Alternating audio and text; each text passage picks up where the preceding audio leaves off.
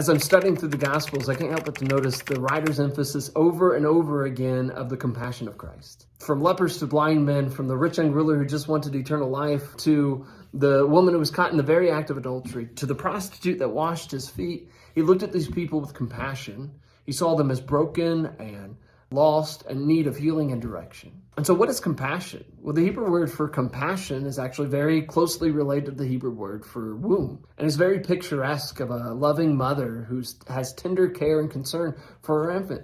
Like that's Jesus, isn't it? Like the Hebrew writer calls him our compassionate high priest.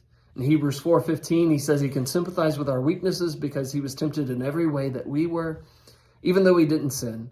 And because of that, we can have boldness to come to him, find grace and mercy when we need help. Hebrews 2 says that he had become made like us in every way so that he could sympathize with us. The point is he understands. He's walked in our shoes.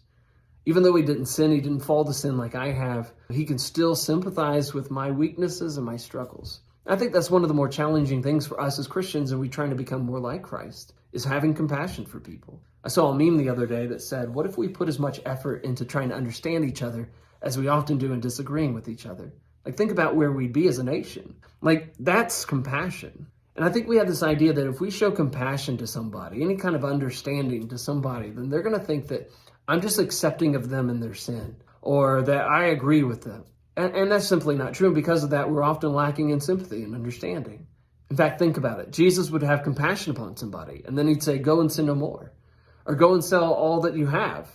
Get rid of your idol, right? Or he'd have compassion upon the multitude, saw them as lost sheep, and give them the guidance that they need to get to God. So compassion doesn't mean that we agree with them. It just means that we care and we love them as lost sheep. And that's where we go wrong. See, the prodigal son, that story is not just about them. It's about me. It's about you. It's about all of us. Like, I'm just thankful that when I was sitting next to the trough, there was somebody that had enough compassion upon me to be able to sympathize and be able to have enough understanding of my weaknesses and my struggles to be able to point me to my need to go to God. And maybe that's what they need too.